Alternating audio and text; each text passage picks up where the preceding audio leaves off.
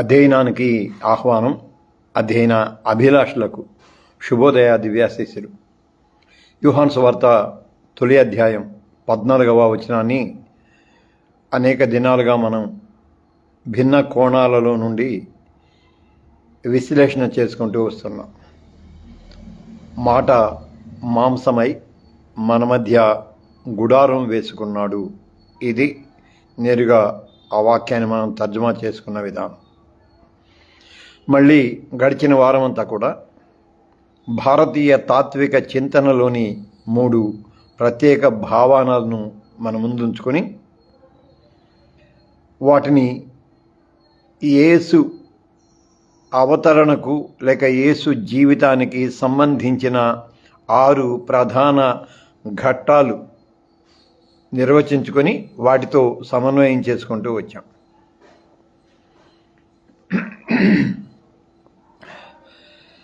మూడు భారతీయ భావనలను మళ్ళీ జస్ట్ జ్ఞాపకానికి తెచ్చుకుందాం. నరోత్తముడు, దేవనరుడు, నరనారాయణుడు. నరోత్తముడు, దేవనరుడు, నరనారాయణుడు. ఇవి భారతీయ తాత్విక చింతనలోని భావనలు. ఇక యేసు జీవితాన్ని 6 ప్రధాన ఘట్టాలుగా మనం విభాగించుకున్నాం. పుట్టుక, పరిచర్య, ప్రబోధం, ప్రాణత్యాగం, పునరుద్ధానం, పునరాగమనం. మళ్ళీ చెబుతున్నా: పుట్టుక, పరిచర్య, ప్రబోధం, ప్రాణత్యాగం, పునరుద్ధానం, పునరాగమనం. సో 3 భారతీయ భావనలను ఈ 6 ఘట్టాలతో సమన్వయం చేసుకుంటూ మనం వరుసగా అధ్యయనం చేసుకొని 6 ఘట్టాలను కూడా ముగించుకుందాం. ఈవేళ కంక్లూజన్, వాటి ముగింపును మనం అధ్యయన కోణంలో నుంచి విశ్లేషణ చేసుకుందాం. లైవ్లోకి చేరి వచ్చిన ప్రియబిడ్లకు ఆహ్వానాశీస్సులు. బిడ్డలు కవిత Nittala, Ramesh David Nittala and family, అలాగే బిడ్డ మెర్సీ జాయ్, అలాగే బిడ్డ హాను కొమోజ్, అందరికీ ఆహ్వానాశీస్సులు అందిస్తూ ఉన్నాను. భారతీయ భావనలను యేసు జీవిత సంఘటనలకు అన్వయించినప్పుడు ఒక్కొక్క భావన యొక్క పరిమితిని మనం స్పష్టంగా గుర్తించాలి. పరిమితి అని ఎందుకు అంటున్నానంటే, అవగాహన పరిమితి, ఆలోచన పరిమితి, సాంస్కృతిక నేపథ్య పరిమితి, వీటన్నిటినీ దృష్టిలో పెట్టుకోవాలి. అమ్మ ప్రసన్నమ్మ కూడా ఆహ్వానాశీస్సులు అందిస్తున్నాను. అందువలన యేసు జీవితానికి వీటిని మనం కంపేర్ చేసుకునేప్పుడు పరిమితి, పరిధి అనేదాన్ని తొలుత మనసులో ఉంచుకోవాలి. అయితే పరిమితి, పరిధి అన్నప్పుడు మిగిలిన భావాలను మనం వాటి విలువను తగ్గించటం కాదు, కానీ యేసు వ్యక్తిత్వంలోని అన్ని కోణాలను అర్థం చేసుకోవటానికి అవి ఎంతవరకు ఎలా దోహదపడ్డాయి, మళ్ళీ వాటి గుండా ప్రయాణం చేస్తూ పరిపూర్ణ యేసులోనికి మనం ఎలా ప్రవేశించగలం అనేది కూడా మనసులో జాగ్రత్తగా ఉంచుకోవాలి. బిడ్డ వరప్రసాద్ పైనే చెప్పుకుందాం, ఎందుకంటే సున్నితమైన అంశం. ఎందుకు సున్నితం అంటున్నానంటే, విశ్వాసాలు విభిన్నం. ఇక్కడ విభిన్నం అనే మాటని పరవిశ్వాసానికి కాదు, స్వవిశ్వాసానికి కూడా మనం అప్లై చేసుకోవాలి. విశ్వాస వ్యక్తీకరణ విభిన్నంగా ఉంటుంది.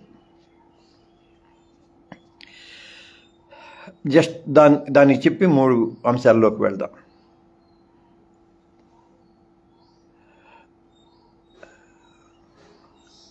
బాప్తిస్మ ఆచరణలో,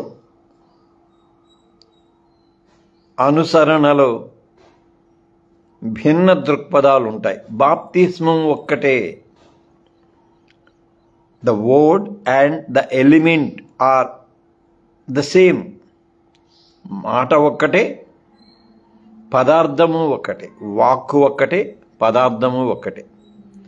నీరు తండ్రి కుమార పరిశుద్ధాత్మల త్రిత్వనామం ఒకటే, కానీ ద మోడ్ అండ్ మెథడ్ అక్కడ విభేదిస్తూ ఉంటాం.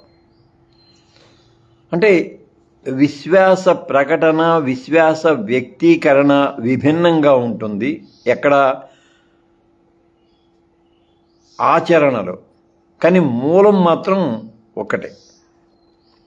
సరే, దాని గురించి అంతకంటే ఎక్కువ చెప్పడం లేదు, మనకు అందరికీ తెలుసు కాబట్టి. అలాగే ప్రభు భోజన సంస్కారాన్ని గురించి కూడా భిన్నవాదనలు ఉంటాయి. మళ్ళీ అక్కడ the ingredients are same, the elements are same. పదార్థము రొట్టె ద్రాక్షారసం, లేదు ఇంకొంచెం వెస్ట్రన్ పరిభాషలో చెప్పగలంటే ద బ్రెడ్ అండ్ వైనే సప్లై చేస్తారు వాళ్ళు. మనకు భారతదేశంలో నాకు తెలియదు, ఒక్కసారి మాత్రం బెంగళూరులో ఒక సిఎస్ఐ చర్చ్లో, చాలా పెద్ద చర్చ్, అక్కడ కమ్యూనన్లో వాళ్ళు వైన్ ఇచ్చారు. ఫస్ట్ టైం భారతదేశంలో, అవి ఇంకా ఫస్ట్ అండ్ లాస్ట్ అక్కడే. బట్ అమెరికాలో, మిగిలిన సంగతి నాకు తెలియదు, అమెరికాలో ఖచ్చితంగా వైనే ఇస్తారు. సరే, ఆ లెక్కలో bread and wine, the elements are same. ద్రాక్షారసం, రొట్టె ఒకటే. The word is also same. మంత్రం ఒకటే. ఆయన తాను అప్పగింపబడిన రాత్రి ఒక రొట్టెను తీసుకుని స్తోత్రములు చెల్లించి దానిని విరిచి శిష్యులకిచ్చి, పుచ్చుకొని తిండి, ఇది మీ కొరకు విరువబడిన నా శరీరం. ఇది ఏ విశ్వాస ప్రకటనలోనైనా the word and the elements are same, but వాటి చుట్టూ ఉన్న సంప్రదాయాలు ఉంటాయి, అవి భిన్నంగా ఉంటాయి. కనుక విశ్వాస వ్యక్తీకరణ భిన్నమైనప్పటికీ విశ్వాస మూలాన్ని మనం అలాగే నిలబెట్టుకుంటూ రావాలి. అది మన విశ్వాస ప్రకటనకు సంబంధించిందైనా, మన చుట్టూ ఉన్న సహ విశ్వాసాల అధ్యయనానికి సంబంధించిందైనా సరే. ఓకే, 3 భావనలు. నరోత్తముడు. అయితే యేసు కేవలం నరోత్తముడు మాత్రమే కాదు, కేవల నరోత్తముడు కాదు. ఆయన్ని ఒక ఉత్తమ మానవునిగా మనం చూచినట్లయితే ఆయన దైవ స్వరూప ప్రకటన, ముఖ్యంగా యోహానులో నేను తండ్రి ఏకమై ఉన్నాము, ఆ దైవ స్వరూప ప్రకటన. పాపాలు క్షమించడానికి మనుష్య కుమారునికి అధికారం ఇవ్వబడింది అనే పాప క్షమాపణ అధికారం. నా ప్రాణాన్ని పెట్టడానికి, మళ్ళీ దాన్ని తిరిగి తీసుకోవడానికి నాకు అధికారం ఉందనే ఆ సాధికారిక ప్రకటన యొక్క ప్రత్యక్షత పునరుద్ధానంలో చూస్తామే అది. మళ్ళీ విశ్వవ్యాపిత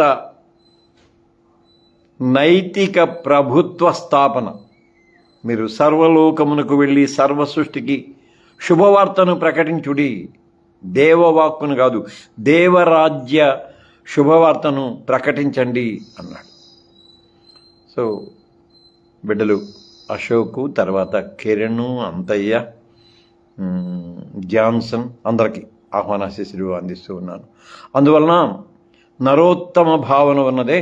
నరోత్తముడు కేవల మానవుడు సాధన ద్వారా, నైతిక జీవన విధానం ద్వారా తన చుట్టూ ఉన్న వారి కంటే ఉన్నత స్థితిలోనికి వెళ్తాడు, అత్యుత్తమ శిఖరానికి చేరుకుంటాడు. అది నరోత్తమ స్థితి. కాదు, యేసు నరోత్తముడు మాత్రమే కాదు, అది ఆయన పూర్ణ మానవుడు, పూర్ణ దైవము. తర్వాత యేసు కేవలం దేవనరుడు మాత్రమే కాదు, సాధారణ దేవనరుడు మాత్రమే కాదు. దేవనరుడు అనే పదం కొన్నిసార్లు దేవతా సమాను గుణాలు కలిగిన మహానుభావుణ్ణి సూచిస్తూ ఉంటాయి. అంతెందుకు, మన చుట్టూ మన పరిధిలోనే, మన సమాజంలోనే, ఇంకా చెప్పాలంటే మన మిత్ర సమాజంలోనే ఒక్కోసారి ఒక మంచి వ్యక్తిని గురించి మనం చెప్పుకుంటూ అసలు వాడు దేవుడు రా అంటాం, అంతే అంటాం. అది కూడా వ్యంగ్యంగా కాదు, హృదయపూర్వకంగా, బా దేవుడు రా, లేదు దేవుళ్ళ నన్ను ఆదుకున్నావురా అని మనకు సహాయం చేసిన వాడిని అంటాం. అంటే దేవనరుడు, దైవ సమాన గుణాలు కలిగిన మహానుభావుణ్ణి అది సూచిస్తూ ఉంటుంది. కానీ క్రైస్తవ విశ్వాసంలో యేసు దైవాంశ సంభూతుడు మాత్రమే కాదు, ఆయనలో దేవతా సంపూర్ణత, దైవ సంపూర్ణత ప్రకటించబడింది, ప్రత్యక్షపరచబడింది. ఆయన ప్రకటించబడింది, ప్రత్యక్షపరచబడింది. అసలు the very beginning of his ministry, బాప్తిస్మ సమయంలో నా ప్రియ కుమారుడు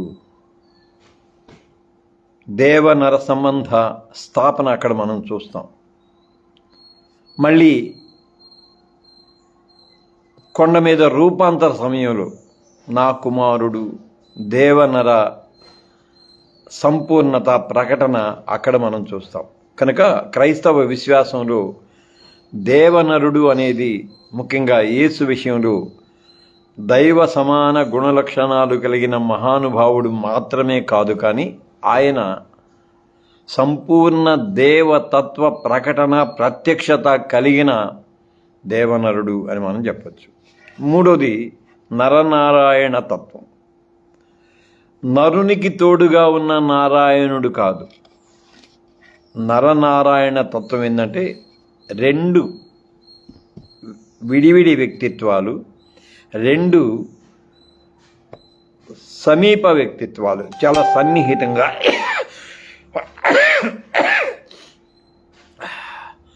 అంటే నరనారాయణులు రెండు వ్యక్తిత్వాలుగా కనిపిస్తారు. కానీ యేసు విషయంలోనికి వచ్చేసరికి దేవమానవ సంబంధం ఆయన వ్యక్తిత్వంలో ఒక అసాధారణ ఐక్యతగా ప్రకటించబడింది.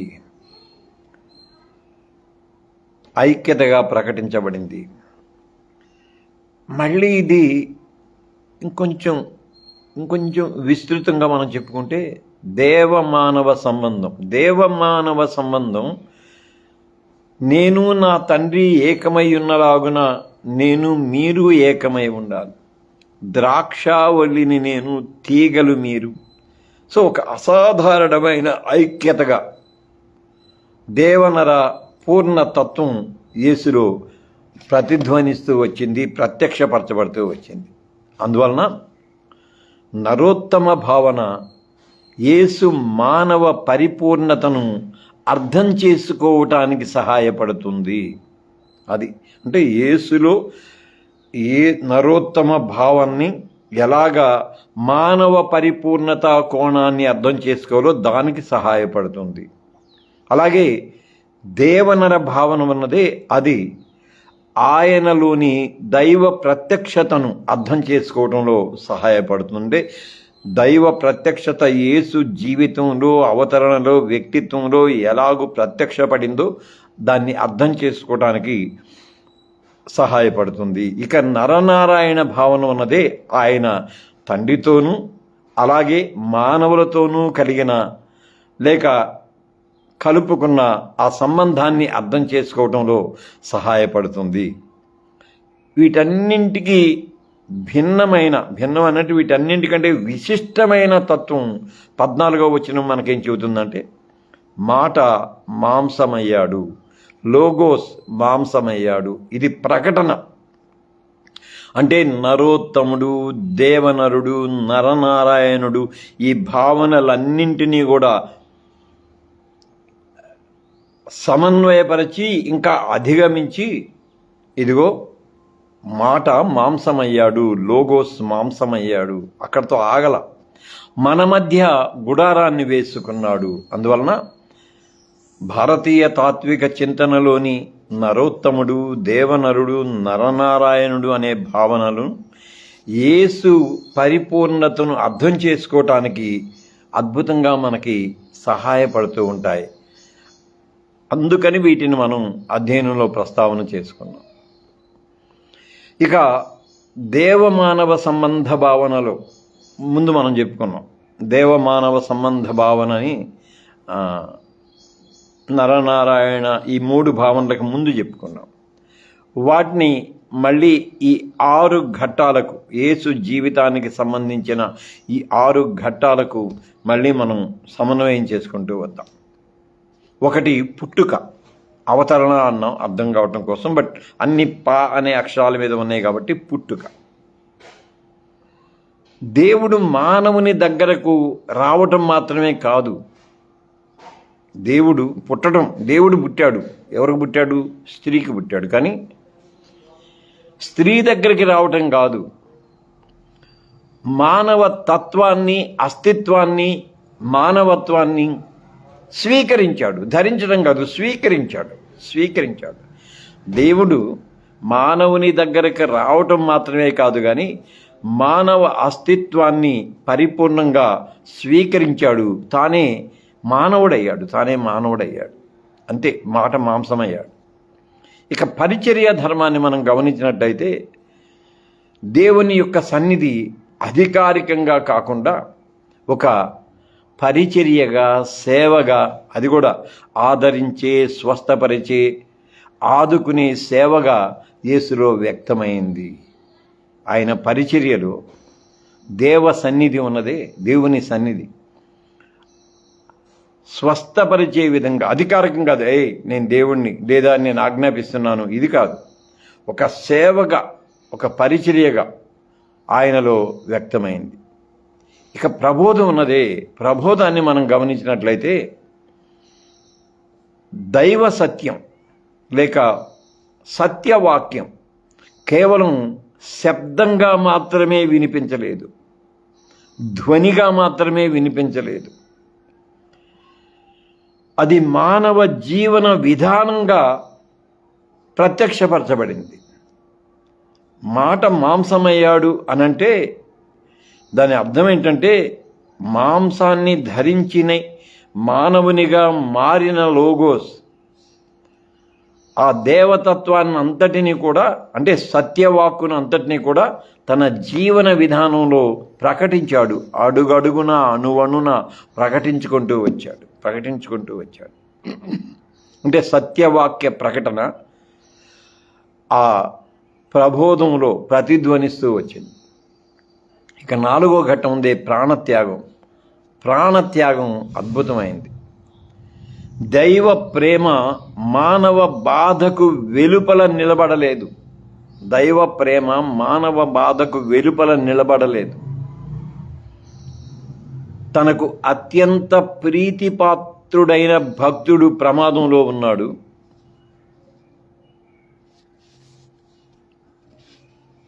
అతనిని పరమభక్తునిగా అంగీకరించిన దైవం దిగివచ్చాడు.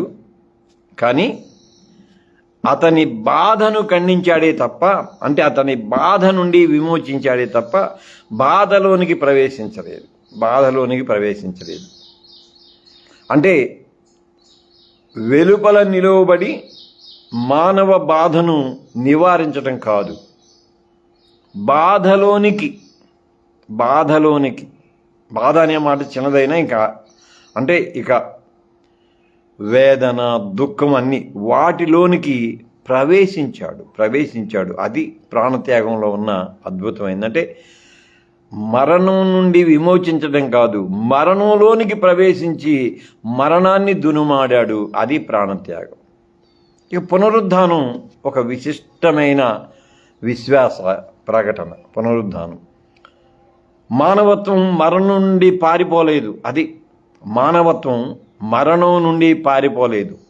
దైవత్వం మరణాన్ని చేత్తో అడ్డుకోలేదు. మానవత్వం మరణంలోనికి వెళ్ళింది, దైవత్వం మరణంతో పోరాడింది, మరణాన్ని దాటి జీవాన్ని పునరుద్ధరించింది. అది పునరుద్ధానం యొక్క విశిష్ట వ్యక్తిత్వం. ఇక పునరాగమనం, ఇవన్నీ మనకు తెలిసినవి. పునరాగమనం ఇది నిరీక్షణ, విశ్వాసము, దీనికి సంబంధించింది. మా ఆరోగ్య బిడ్డ ప్రెసిడెంట్ బిడ్డ కర్రా జోసెఫ్ కూడా ఆహ్వానిస్తారు.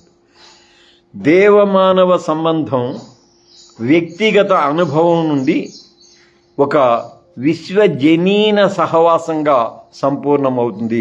చాలా పర్యాయాలు మనం పునరాగమనం అన్నదే పునరాగమనాన్ని చాలా అంటే ఇది నా వ్యక్తిగత అభిప్రాయమే. నేను మీ అభిప్రాయాన్ని గౌరవిస్తూ ఉన్నాను. మీ అభిప్రాయాన్ని, నేను నా అభిప్రాయాన్ని వ్యక్తం చేస్తున్నాను.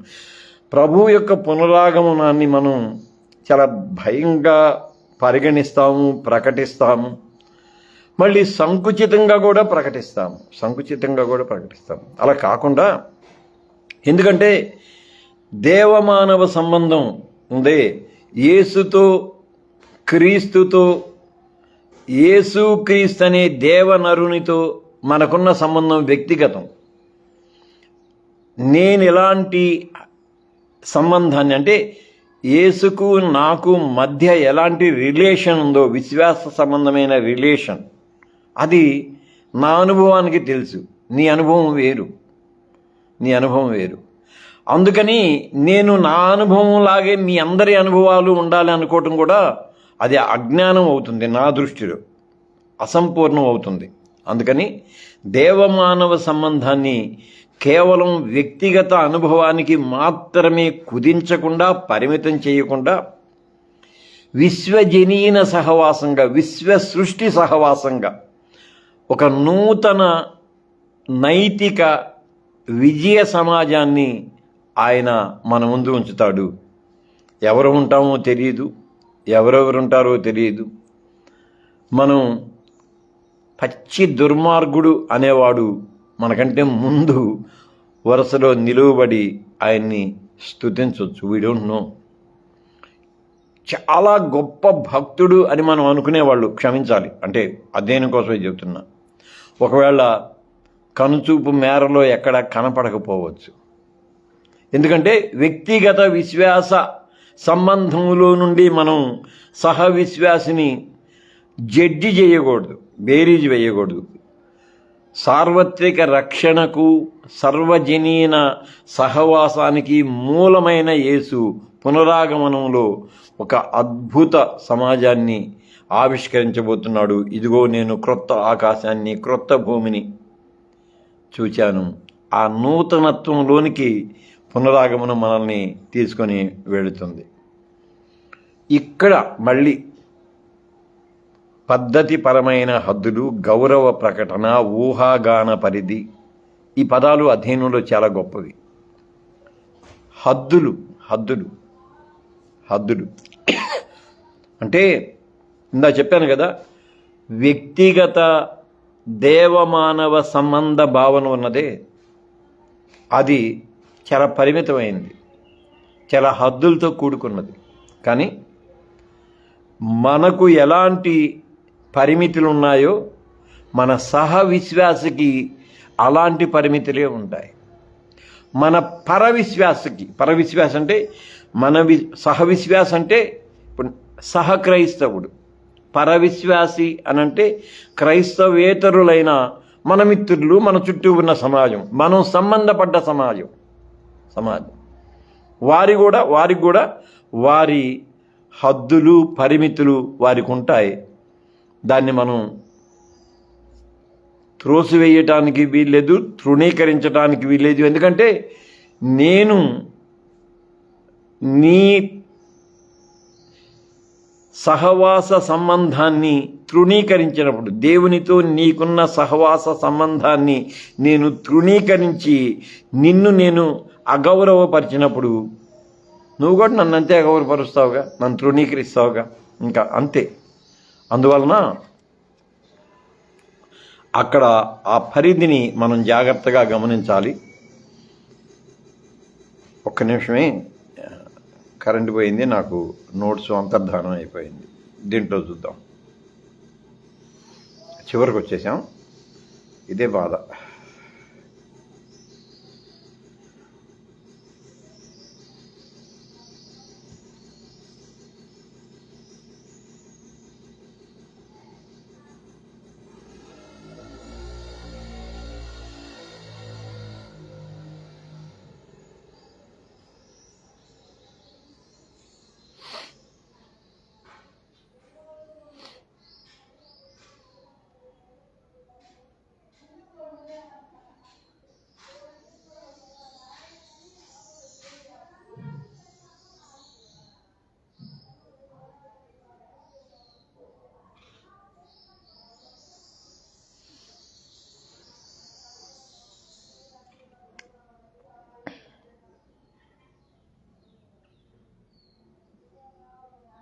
ఓకే, సో పరిధిని, హద్దును మనం మొదట గుర్తించాలి. మన పరిమితిని, మన పరిధిని గుర్తించాలి.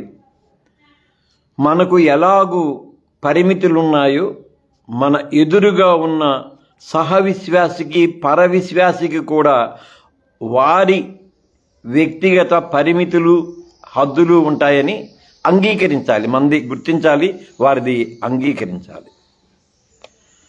ఎప్పుడైతే ఇలా అంగీకరిస్తామో అప్పుడు ఒక గౌరవప్రదమైన ప్రకటనలోనికి వెళ్తాం. ప్రకటన అంటే ఏంటంటే అంగీకారాన్ని వ్యక్తపరచడంలోకి వెళ్తాం.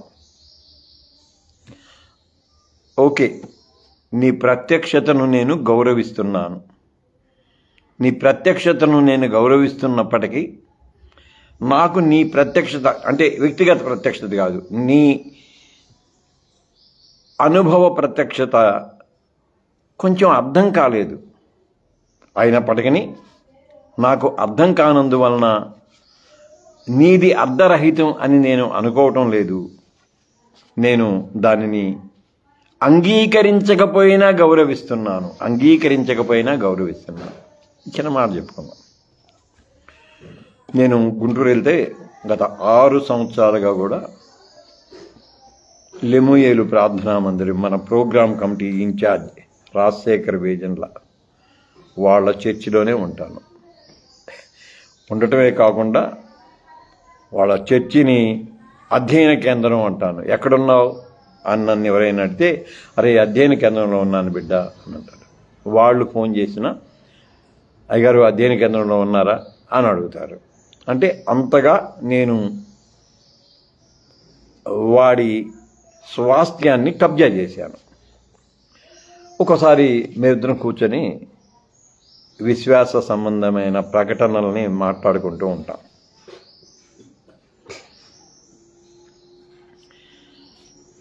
అతను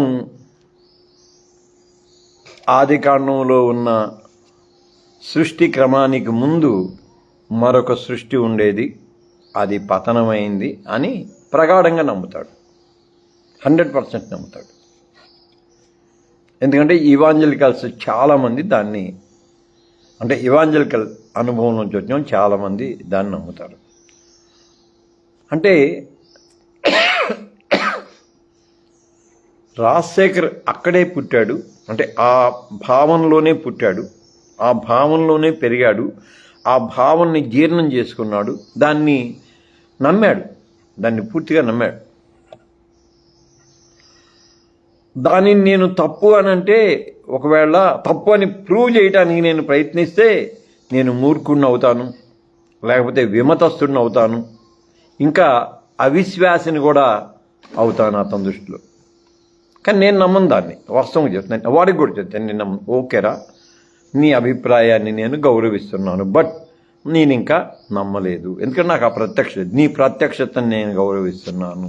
అది అందువలన పరిధి, పరిమితి ఎప్పుడైతే మనం జాగ్రత్తగా ఉంటామో అక్కడి నుంచి గౌరవ ప్రకటనని మనం నేర్చుకోవాలి. గౌరవించటాన్ని, ఎదుటివారి ప్రత్యక్షతను గౌరవించటాన్ని. ఇది చాలా సున్నితమైన అంశం. ఎంత సున్నితమైన అంటే, అన్నా అతడు రాంగ్ డాక్టరీని చెబుతున్నాడన్నా అని అంటాడు. రాంగ్ డాక్టర్ని చెబుతున్నాడు. ఎందుకంటే మనకు అది రాంగ్, కానీ అతగాడు రైట్ అని దాన్ని ప్రకటన చేస్తూ ఉన్నాడు. యేసు పునరుద్ధానుడై తిరిగి లేచి క్రీస్తుగా ప్రకటించబడినప్పటి నుండి ఈ అభిప్రాయ భేదాలు, ఈ రాంగ్ డాక్ట్రిన్ అనే పదం అలా వినపడతానే ఉంది, వస్తానే ఉంది, నడుస్తూనే ఉంది.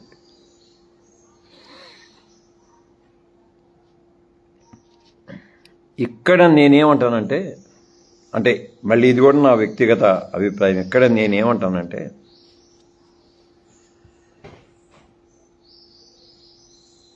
దానిని గురించి ధ్యానం చేయి, లేకపోతే దాని గురించి ప్రార్థన చేయి. ఒకటేమో ధ్యానం చేయి, ఒక నిమిషమే, మళ్ళీ కరెంట్ వచ్చిందే. రెండోది, దానిని గురించి ధ్యానం చెయ్యి, ప్రార్థన చెయ్యి. వాటన్నింటికంటే ప్రభువు ప్రత్యక్షత కోసం కనిపెట్టు. ప్రభువు ప్రత్యక్షత కోసం కనిపెట్టు. నేనేమంటానంటే ప్రభువు ప్రత్యక్షత కోసం కనిపెట్టడం అనేది వెరీ సింపుల్. అంటే నేను జస్ట్ ఒక మాట జ్ఞాపకం చేసుకుంటా. మా ఎడల అపరాధములు చేసిన వారిని మేము క్షమించిన ప్రకారం మా అపరాధములను క్షమించుము. ఒకే వాక్యం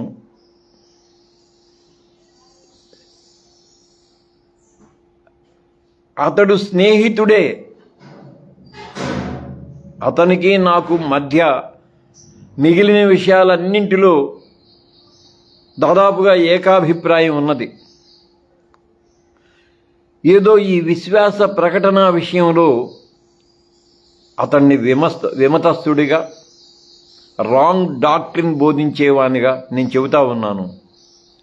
అంటే మిగిలిన సామీప్యతలన్నింటినీ కూడా నేను విస్మరిస్తూ వచ్చాను. ఎలా అధిగమించాలి? ఇంకంతే. మా ఎడల అపరాధములు చేసిన వారిని, అపరాధం అంటే నా మనోభావాలను దెబ్బతీశాడు కాబట్టి, మా ఎడల అపరాధములు చేసిన వారిని మేము క్షమించిన ప్రకారము మా అపరాధములను క్షమించుము. Very simple.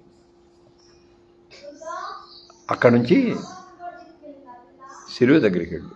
తండ్రి, వీళ్ళు ఏం చేస్తున్నారో వీళ్ళకి తెలియదు, వీళ్ళని క్షమించు. సో గౌరవ ప్రకటన అనేది ఒకటేమో పరిమితి, పరిధి, మన హద్దు, దాన్ని గుర్తెరగటం. దాన్ని మళ్ళీ గౌరవ ప్రకటన అంటే గౌరవంగా దాన్ని, ఓకే నీ అభిప్రాయాన్ని నేను గౌరవిస్తున్నాను బట్ ఏకీభవిస్తలేదు అని చక్కగా చెప్పటం ఉన్నదే అది. మూడోది, ఇది చాలా గొప్పది. మూడోది ఊహాగాన పరిధి. ఊహాగానం అంటే హైపోథీటికల్ అంటాం చూడు, నేను ఎప్పుడంటానే ఊహాత్మక ప్రకటన అంటామే. ఊహాత్మకం, హైపోథీటికల్ ఏంటంటే అది ప్రామాణికం కాదు, కానీ అలా జరగటానికి 90% అవకాశాలు ఉన్నాయి.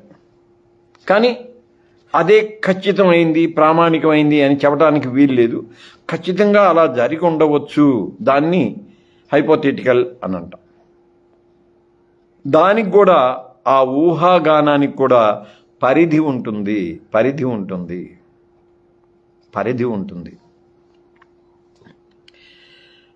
చాలా పర్యాయాలు, అంటే అధ్యయనంలో చెప్పుకోవడమే, చాలా పర్యాయాలు మన అనుభవంలో నుంచే, మన వ్యక్తిగత అనుభవంలో నుంచే ప్రభువుని బేరీజ్ వేసుకోవటానికి ప్రయత్నం చేస్తాం. అది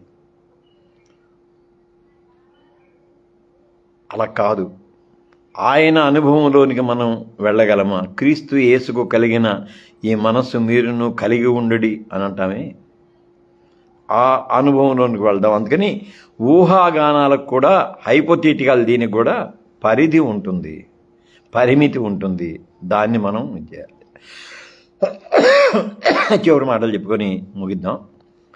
నరోత్తమునిలో మానవుడు దేవుని వైపు ఎదుగుతాడు, దేవనరునిలో దైవత్వం మానవ జీవితంలో ప్రకాశిస్తుంది. నరనారాయణ తత్వంలో దేవుడు మానవుడు కలిసి సహయాత్ర చేస్తారు. ఇది భారతీయ తాత్విక చింతన. క్రైస్తవ విశ్వాసం ఇంకొక మెట్టు పైకెక్కి పరిపూర్ణతలోనికి వెళ్ళి అసలు నరోత్తమ స్థితి దైవత్వం మానవత్వాన్ని స్వతంత్రించుకోవటంలో ఉన్నది అన్నాడు. అందుకనే ఎక్కడా లేదు, ఒక్క యేసు పుట్టుకలో మాత్రమే మాట మాంసమయ్యాడు, లోగోస్ మాంసమయ్యాడు అనే భావన మనం చూస్తాం. అంటే మానవునితో జీవించటం, మానవుని కోసం మరణించటం, మానవత్వాన్ని పునరుద్ధానంలో మహిమపరచటం, మళ్ళీ సమస్త సృష్టిని దేవ సహవాసంలోనికి నడిపించటం, ఇది విశిష్టత. ఇక్కడికి మనం ఆపేసుకొని ఈ భావాన్ని, అంటే నరోత్తముడు, దేవనరుడు, నరనారాయణ తాత్విక భావనని మనం ఇక్కడికి ఆపుకొని తర్వాత అసలు యోహాను ఈ సువార్త రాసే కాలం నాటికి అవతారానికి సంబంధించి, పుట్టుకకు సంబంధించి, అవతారం అంటాం కదా, అంటే ఇన్కార్నేషన్, మనకి ఇంగ్లీష్ పదాలే, ఇన్కార్నేషన్కి సంబంధించి what is the Hebrew understanding of incarnation and what is the Greco-Roman understanding of incarnation. Mali, how the early Christians experienced the incarnation. వీటిని గురించి తర్వాత మనం చెప్పుకుందాం. 14వ వచనం చాలా ప్రాముఖ్యం కాబట్టి కొంచెం విస్తృతంగా అధ్యయనం చేసుకుందాం. 14లో మొదటి భాగమే, రెండో భాగంలోనికి మనం వెళ్ళాలి. లైవ్లో ఉన్న బిడ్డలందరికీ కూడా వందనాశీస్సులు. బిడ్డలు కవిత Nittala, Ramesh David నిట్ట and family, అమ్మ ప్రసూనమ్మ, బిడ్డ మెర్సీ జాయ్, అలాగే బిడ్డ హానో కొమ్మోజు, మళ్ళీ అంతయ్య సగిలి, అశోక్, వరప్రసాద్, జాన్సన్, కిరణ్,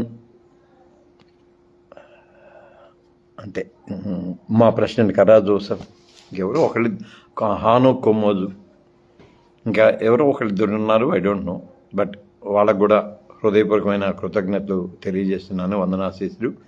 రేపు ఎల్లుండి అధ్యయనం ఉండదు. కారణం ఏంటంటే నేను ఇప్పుడు బయలుదేరి గుంటూరు వెళ్తున్నాను. రేపు మా United pastors fellowship joint committee meeting ఉంటుంది. ప్రస్తుత కమిటీ యొక్క చివరి జాయింట్ కమిటీ మీటింగ్, దాంట్లో పాల్గొనాలి. మళ్ళీ ఎల్లుండి యథావిధిగా నేను బయలుదేరి పిడుగురాలు రావాలి, జర్నీలో ఉంటాను కనుక రేపు ఎల్లుండి ఉండదు. బుధవారం నాడు the Jewish understanding of incarnation, the Greco-Roman understanding of incarnation and the experience of the first Christians about incarnation, దాని గురించి ప్రస్తావన చేసుకుందాం. అందాక సెలవు.